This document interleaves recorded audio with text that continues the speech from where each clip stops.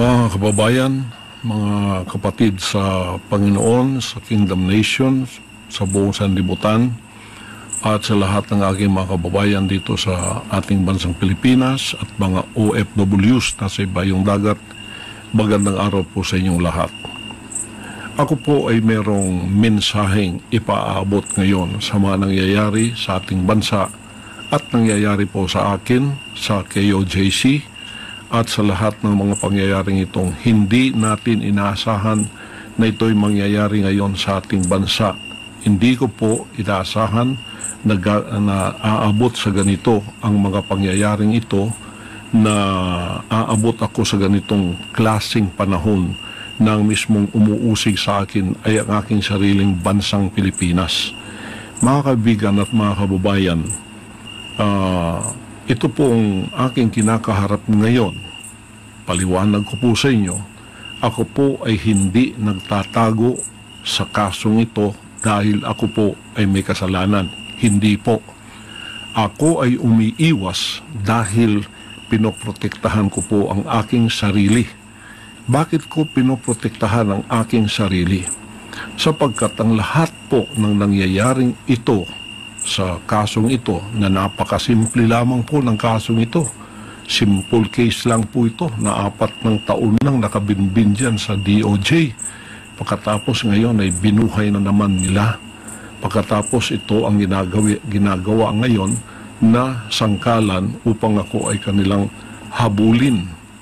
Mga kaibigan at mga kababayan, umiiwas po ako sa pangyayaring ito dahil hindi po katulad ang kasong ito ng kanila ni Congressman Tebes at ni General Bantag. Hindi po. Si General Bantag at si Tebes ang kumakalaban po sa kanila ngayon at tumahabol ay ang gobyerno lamang ng Pilipinas. Ang sa akin po ay complicated, sapagkat meron po akong ginawang kaso sa Amerika. Ang gumawa ng mga kasong ito ay yung pong mga magnanakaw dito sa bansang kaharian na nung sila'y nahuli, lumayas at nag-iwan ng kaso kasi mga abogado po yung dalawa doon. Pagkatapos iniwan nilang kasong ito na ginamit nila itong alias Amanda para ako po ay magkaroon ng kaso dito at dinamay pa yung 5 kong kasamahan na puro inosente. Pagkatapos po pumunta sila ng bansang Amerika, ay gumawa na naman po ng kaso doon. Pagkatapos pinaniwalaan naman sila ng bansang puti, sapagkat meron din siguro silang interes sa akin at sa paglago ng bansang Korean sa Amerika, kaya nagkasundot, nagkasabwat sila, kaya nagkaroon po kami ng kaso sa Amerika. Hindi po namin gawa yun, gawa po nila yun. Pagkatapos nito, hinarap po namin ang kasong yun sa Amerika, 43 counts, kumuha kami ng 22 abogado doon at tinarap ang kasong yun na meron na pong sagot ang lahat ng kanilang mga inakusa sa amin. Naghihintay na lang kami ng panahon kung kailan yun ang trial mangyayari. At tagtatatlong taon na nilang pinopostpone. At least ngayon po November 5 matutuloy na. Kaya sila po ay wala ng ingay doon sa Amerika, sapagkat ito ay naharap na po ng aking mga abogado. Ngayon, naging complicated po ang aking sitwasyon dito sa bansang Pilipinas mulang nanalo si Bongbong Marcos at naging presidente siya. Nang pumunta siya ng bansang Amerika, nagbago na po ang ihip ng hangin kasi nung bumalik siya rito, kaibigan na niya ang bansang puting Amerika, kaibigan na po niya ang bansang ito at inopen na niya ang Pilipinas, kaya nagkaroon tayo ng mga Amerikanong marami dito. Nandiyan na yung EDCA at hindi lamang po yun na naging open, pati po ako, ang kaso ko ay naging complicated dahil isinama na po sa sitwasyon na mga puting yan ay naririto at ako po ay hiningi na nila sa kamay ng rehimeng Marcos. Kaya noong December 21 o 22, nagkasundo na po yung dalawang yan. Ang rehimeng Marcos, si Marcos mismo, at ang at ang FBI at CIA nagkasundo na po na ako'y ibigay sa kanilang kamay. Ibigay ni Marcos ako sa kamay ng mga puti. At mula noon, under surveillance na po ako dito sa aking sariling bansa.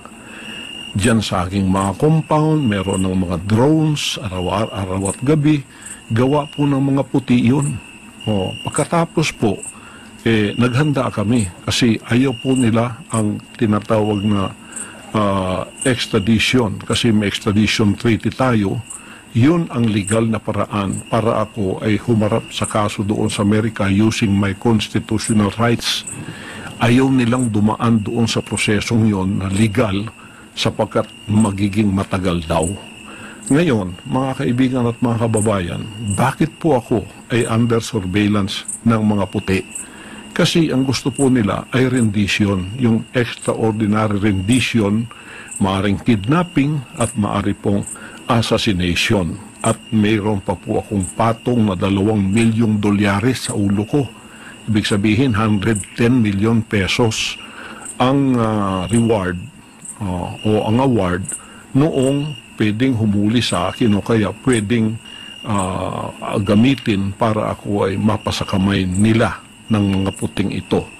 Kaya naging complicated po ang kasong yan sapagkat nung nalaman naming extraordinary rendition ang kanilang gagawin na lulusubin kami na illegal sa aming mga compound, nakita po ninyo naghanda na kami. Araw at gabi ay meron po kaming paghahandang ginagawa na anumang oras na kami lusubin illegally, kami po tatayo sa aming mga paa, tatayo at ipagtatanggol namin ang aming sarili at ang aming mga propriedad na gusto nilang lusubin at gusto nilang by force papasok po sila upang gumawa ng extraordinary rendition. Yan po ay pinatotohanan noong February nung dumating yung 4 kong abogado dito at sinabing ganun nga ang kasunduan nitong rehimeng Marcos at ng mga puting ito na FBI o kaya CIA. Kaya po kami naghanda sa compound namin sa Tamayong, compound sa Davao, compound kahit saan. May mga drones po. Drones yon ng mga puti na nagsusurveillance sa amin. Nung nakita nilang kami handang-handa para harapin sila sa mga illegal na gagawin nila araw man o gabi, ang ginawa po mga kaibigan, pumasok itong playbook nila na noong pang November ay sinabi na ni Maharlika at ng ating VP na tatrabahuin nila ako. Tatrabahuin nila ang kingdom at tatrabahuin nila ang SMNI. Kukuhanin ng prangkisa. At yung mga workers ko, active man o hindi, bibilhin po nila at gagawa sila ng mga kaso laban sa akin na puro kasinungalingan. Diyan na po pumasok ang Kongreso at ang Senado. Kongreso po, walang dahilan. Pinatatawag, pagkatapos ang kanilang playbook, ginawa na kukunin o kaya iligwak ang prangkisa ng SMNI. Lahat po ng pangyayari doon, puro murmurong lang po yun. Pagkatapos ako, pilit nila akong pinaaten. Kahit nakita nila sa mga dokumento na hindi po ako kasali na sa mga opisyal ng SMNI.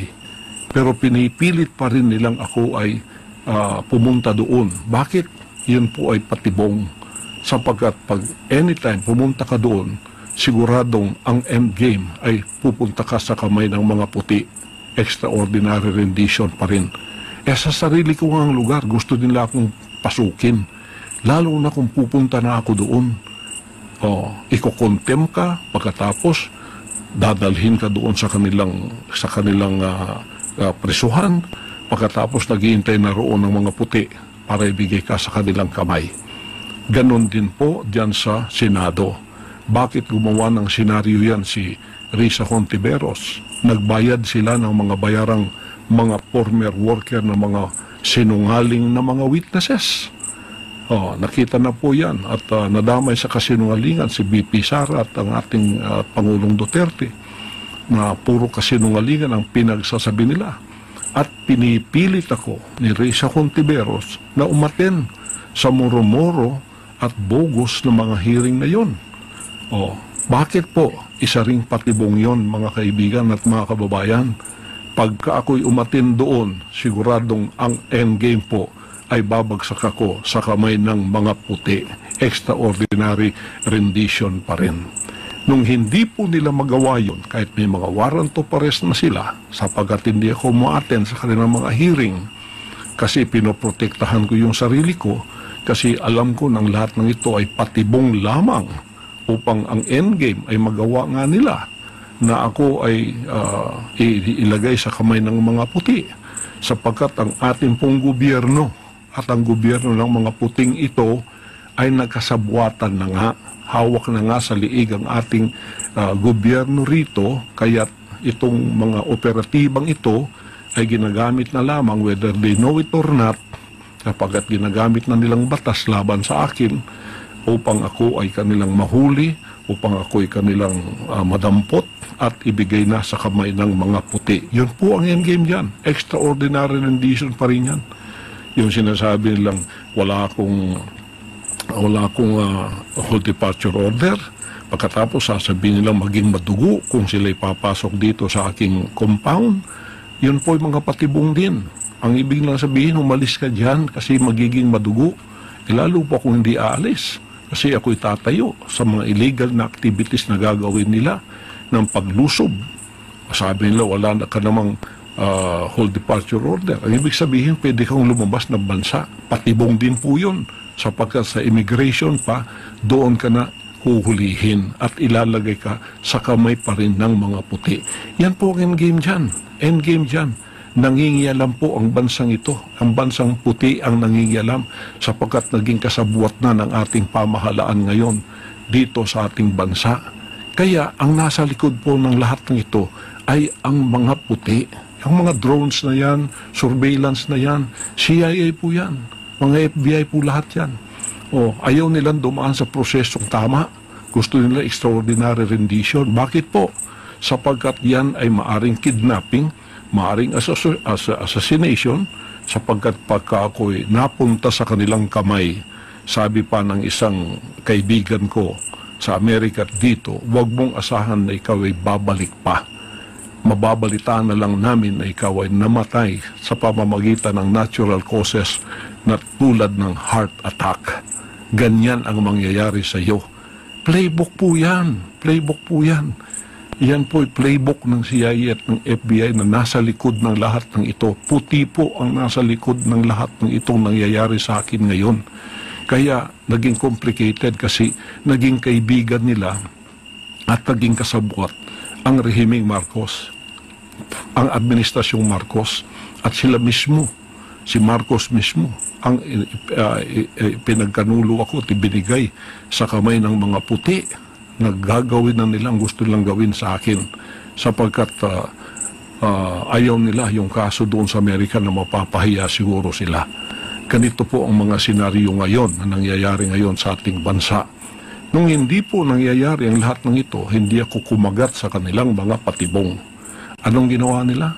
Binuhay nila ang kasong sobra 3 taon nang nandyan sa DOJ na mismo si Secretary Remulla noong nanalo na si Bongbong Marcos at hindi pa pupunta ng Amerika, sinabi niya, very dismissible itong kaso na ito. Dismiss na ba natin, Pastor? Sabi niya, wag muna kasi para mayroong katuwiran ka na para sa extradition na mayroon kapang kaso dito. Dismissible po yan. Kaya binangon yan.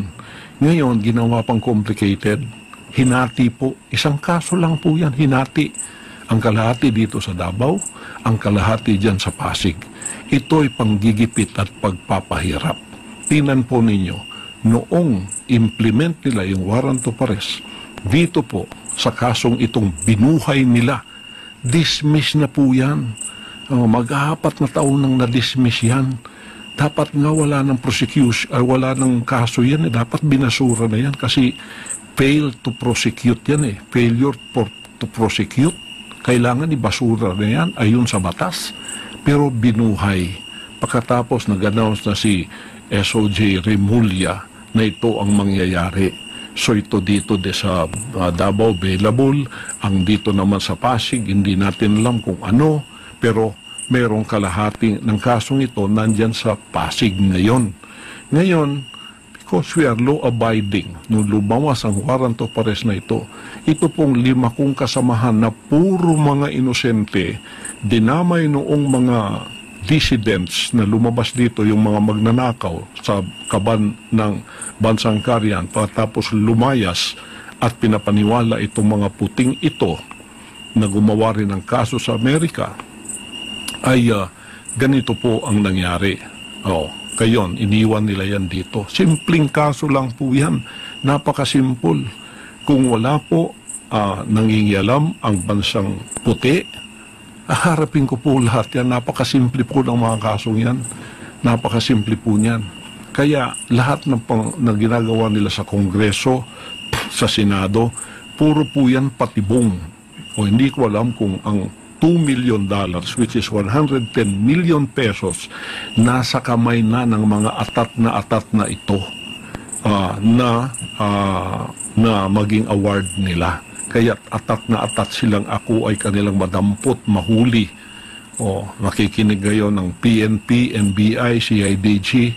Baka hindi niyo alam ang mga bagay na ito, na kayo ay sumusunod lamang at hindi nyo alam ang mga bagay na ito na sinasabi ko. Dapat malaman ninyo na itong kaso kong ito complicated sapagkat 2 bansa ang nagkasabwat. Bansang Puti at Bansang Pilipino ang nagsabuatan para ko'y damputin, at ang endgame ay extraordinary rendition, which may be kidnapping and which may be assassination. At ako ay very inclined na assassination talaga ang mangyayari, sapagkat para bang iniisip nilang ako ay mayroong kinalaman sa politika dito at ako'y hadlang sa kanilang mga plano na politikal. Ay hindi ko po kasalanan maging kaibigan ko si Pangulong Duterte. Bata pa po kami, magkaibigan na kami. Prosecutor pa lang siya, magkaibigan na kami. Hanggang ngayon, hindi ko po kasalanan yun, hindi rin niya kasalanan yun. Bakit ninyo ginagawang kasalanan para sa amin yan?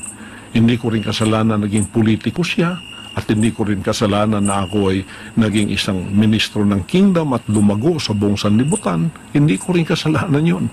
Ngayon, ginagawa ninyong kasalanan sa amin yun, problema po ninyo yun. Ngayon, ako po ay hindi nagtatago sa kasong itong napakasimple. Malayo po yun. Kayang-kaya ko pong harapin yan. Kaya ko nga harapin sa Amerika kung dadaan lang sila sa tamang proseso. O ito pang sa aking sariling bansa. Naging complicated po ito sapagkat ang lahat ng ginagawa nilang ito, patibong po. Bakit ginawa nilang available dito sa Davao? Para ko'y lumitaw at pumunta doon. Tapos naghihintay yung sergeant at arms na may warrant of arrest. Dadalhin din ako sa Maynila. Pagdating doon, yun po ang endgame. Extraordinary rendition pa rin. Babagsak pa rin ako sa kamay ng mga puti. Gusto ko bang o hindi? Dito nga sa aking compound, sinusurveillance ako kung paano nila akong pasukin. Lalo na kung akong kusang loob pupunta doon na para kang manok na pumunta sa bitag na alam mong bibitagin ka. Kaya hindi po ako nagtatago ng dahil sa ako'y may kasalanan. O kaya ang aking mga kasamahan na kawawa naman, tignan ninyong ginawa sa kanila, o pinasuot ng orange na para bang may mga kasalanan na sila, sapagkat yan ay proseso, nagpapasakop po kami, law-abiding po kami, for nation building po ang aking pakay. Ang aking pong ministry mapayapa, walang nangingialam po. Kami ay tumutulong sa ating bansa. Alam po ninyo lahat yan, hindi ko na dapat i-explain lahat sa inyo yan. Ngayon, bakit po ako ay hindi pupunta doon? Simple lamang po yan, available pagkatapos, simpleng kaso pa. Pero ang endgame, dadalhin ka rin sa Maynila. Dadalhin ka rin doon. Hindi ka nila mapapunta doon sa Senado. Ganito yung kanilang endgame. doon pa rin ang bagsak ko. Ang katapusan, extraordinary rendition pa rin. Babagsak pa rin ako sa kamay ng mga puti. Mga kaibigan, yan po ang iniiwasan kong mangyayari sa akin sapagkat I am preserving myself. Ito po ay wisdom ng Panginoong Diyos to preserve myself. Iniingatan po ako ng Ama na hindi ako pupunta sa patibong ng tao para mangyari ang kanilang gustong gawin sa akin, na kanila akong bawian ng buhay sapagkat ako'y hadlang sa kanilang mga plano. Yan po ay pag-iingat ng banal na Diyos sa akin. Gusto ninyo akong lumitaw para harapin ang lahat ng ito? Ito po ang kondisyon ko. Bigyan ninyo ko ng garantiya na hindi mangingialam ang mga puti sa kasong ito sa Pilipinas. Hindi mangingialam ang FBI, ang CIA, ang US Embassy. Bigyan ako ng garantiya ng Presidente ng Pilipinas. Bigyan ako ng garantiya ng Secretary of Department of Justice, Boying Remulla. Written po yan, written. Bigyan ako ng garantiya ng PNP head na si Marbil, General Marbil. Bigyan ako ng garantiya ng NBI head at CIDG. May garantiya na hindi mangingialam ang Amerikano at walang mangyayaring extraordinary rendition. Ako po ay lilitaw at haharapin ko ang lahat ng kasong yan kahit saan nyo dalhin dito sa Pilipinas, maging Pasig man o maging dito man. Pagkatapos si Hontiveros dyan sa Senado, ihinto mo na ang iyong murmuro na hearing, dumiretso ka na sa korte, tulungan mo yung mga sinungaling na mga witnesses na yan na gumawa na sila ng affidavit, sapagkat idagdag mo na yan sa kaso. Doon din ang bagsak natin, kaya doon ka na pumunta. Huwag ka nang magpa-arti-arti pa dyan sa Senado. Ang dami mong arte. Ako ang ginagamit mo para ikaw ay pumunta sa mas higher position. Alam ko na ang galaw mo, alam ko na yung style mo. Puro sinungaling ang kasama mo. Sa sino ka? Kung ikaw kumuha ka ng sinungaling na mga witnesses, ano ka? Di ba sinungaling ka rin? Kaya huwag ka na mag-inarte dyan. Pumunta ka na doon sa korte, sapagkat hindi ka naman korte. Ngayon, kung gusto mo ako talagang pilitin pumunta riyan, gumawa rin kayo ng nararapat. Yung 17 conditions ko, harapin ninyo yon para pantay tayo dyan sa Senado mo. Malabo nang mangyari yun kasi muro-muro na lahat ang ginagawa ninyo. Extraordinary rendition pa rin ang bagsak natin. Bagsak pa rin yan, nasa kamay ako ng mga puti. Yun pa rin ang endgame. Hindi ko alam kung ang $2 million ay nasa kamay na ng mga taong itong atat na ako'y kanilang madampot, makuha at sila ang makikinabang sa perang ito. Hindi ko alam. Pero yun ang endgame na alam kong mangyayari. Kaya umiiwas ako sa injustice na yan. Kung hindi po ninyo magbibigay sa akin in a written form ang mga kondisyones na ito mula sa Office of the President, mula sa Office of the SOJ, mula sa Office of the PNP and the NBI and the CIDG, hindi po nyo makikita ang pagmumukha ko.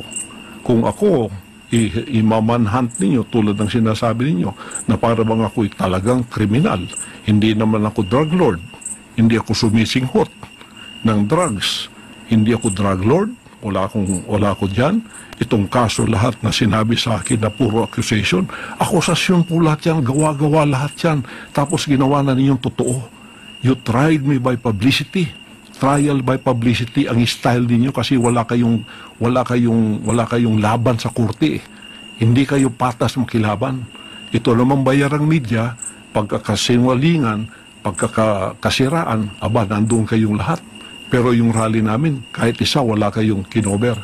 Pagka mabuti, wala kayong kinocover. Lahat ng binabalita niyo sa akin, puro masama. Kasi masasama din kayo, bayaran kayo ang tawag ko. Sorry media, kasi may media rin kami, ang SMNI. Hindi nyo mabili yan eh. O ngayon, ginugurgur ninyo dahil hindi nyo mabili. O ngayon, maliban kung bigyan ninyo ako ng garantiya na hindi mangingialam ang mga puti, FBI, CIA o sino pa man sa kanila, haharapin ko ang kasong yan. Simple po ang mga kasong yan. Lalo na puro mga sinungaling ang kaharap namin. Dokumento po ang nasa aming mga kamay. Bakit hindi ko haharapin? Umiiwas po ako dahil ang playbook ninyo, alam ko, ang katapusan is extraordinary rendition. Mapasakamay ako ng mga puti, magiging klaro recto number 2 ako, mamamatay ako sa kanilang kamay, i-announce sa buong sanlibutan, heart attack ang ikinamatay ko. Pero patay na ako. Yan ang endgame ng playbook na ito. At hindi ninyo yan pwedeng ipagkaila. Maliban kung ibigay ninyo sa akin ang garantiyang aking hinahanap, hindi po ninyo ako makikita. Sige, i-manhunt ninyo ako. Ako'y tatayo na hindi magpapasakop sa injustice. Ako'y hindi magpapasakop sa tyrannical rule. Ako'y hindi magpapasakop sa oppression and suppression of my rights. Pagka ako'y binaril ninyo, papatayin ninyo, mabuti pang ako ay mamatay sa kamay ng mga Pilipino, dito sa aking bansa, tutulo ang aking dugo, kaysa ako ay mamatay sa kamay ng mga puti na nasa ibayong dagat, nasa kanilang bansa o sa ibang bansa ako dadalhin. Hindi po ako papayag sa ganun. Kung imamanhunt ninyo ako, kayo mga CIDG, kayo mga NBI, kayo mga kapulisan, yan ang senaryong haharapin ninyo. Magiging martir akong tulad ni Rizal, magiging martir akong tulad ni Bonifacio, pero tatayo ako sa aking kinatatayuan. Kung kayo, mga oppressor ko ngayon, ay hindi na mga banyaga, ginagamit kayo ng mga banyaga, nagkasabuatan kayo para sa aking harapan, banyaga pa rin kayo. Tatayo ako laban sa inyong oppression, sa inyong suppression of my constitutional rights, at tatayo ako laban sa injustice ng gobyernong ito. Mabuti pa, uulitin ko, mamatay ako, tutulo ang dugo ko sa sarili kong bansa na nakatayo ako sa sarili kong paa na hindi ko ipinagbili ang honor ko at ang honor ng aking pagtayo bilang isang tunay na pastor, bilang isang tunay na mamamayan na hindi nagpapasakop sa panlilinlang, panggigipit, pangingikil at sa pagsisinungaling. Ako po ay lalaban sa mga kasinungalingan na ganyan. Ako po, pag nahuli ninyo, hindi ako magpapahuli ng buhay. Barilin na lang ninyo ako. Kung ako'y huhulihin ninyo, hindi ninyo ko mahuhuli ng buhay maliban kung ibigay ninyo ang garantiyang hinihiling ko sa inyo. Sasabihin kong muli, simple mga kasong ito, kahit sa Amerika, simpleng mga kaso kasi puro kasinungalingan. Haharapin namin lahat. Basta dito sa Pilipinas, wag lang mangingialam ang bansang puti. Yung mga puting yan, wag lang mangingialam sapagkat nagkasabuatan na ang rehimeng Marcos at ang mga puting yan na naririto na hawak na ang liig ng ating bansa. Yan po ang endgame nila at ito rin ang endgame ko. Kung ang endgame nila, bawian ako ng buhay sa kanilang kamay, hindi ako papayag. Kung ang endgame nila ganun, hindi ako papayag. Ang endgame ko, mamamatay ako sa kamay ng mga Pilipino, okay sa akin yun. Basta nakatayo ako sa aking sariling prinsipyo, values, hindi ko pinagbili. Bansang kaharian. Tandaan po ninyo, ako'y mamamatay with honor. Tatayo ako para sa mga ginipit, kinunan ng katarungan, kinunan ng hustisya sa bansang ito. Dito tutulo ang aking dugo. Dito ako mamamatay. Bahala na, basta Pilipino ang papatay sa akin, okay sa akin yun. Yun lang po. Pagpalain tayong lahat ng ating dakilang Ama at naway manumbalik ang kapayapaan, ang katarungan, justisya sa bansang ito. Salamat po. Well, dito nga nagtatapos ang bidyong ito. Kayo naman po ang aking tatanungin mga kabayan. Ano naman po ang inyong mga reaksyon sa balitang ito? Ang ating comment section ay bukas para sa inyong mga samot-saming reaksyon at komento. Lagi niyo pong tatandaan na bilang isang mamamayan ng bansang Pilipinas at bilang isang butante at bilang isang matapat na mamamayan na nagbabayad ng buwis dito sa bansang ito ay kailangan din natin magsalita at mag-react. Huwag kakalimutan, do not let your thoughts left unspoken. As citizen of this country, your thoughts matters. Muli po, kung bago ka pa lamang sa aking channel, huwag kakalimutang mag-subscribe at pindutin ang notification bell upang laging maging updated sa mga bago at nagbabagang mga balita. Huwag din kakalimutang mag-iwan ng like at i-share ang bidyong ito upang ang inyong pamilya, kaibigan at kakilala ay maging aware din sila sa kung anong nangyayari sa ating pinakamamahal na bansang Pilipinas.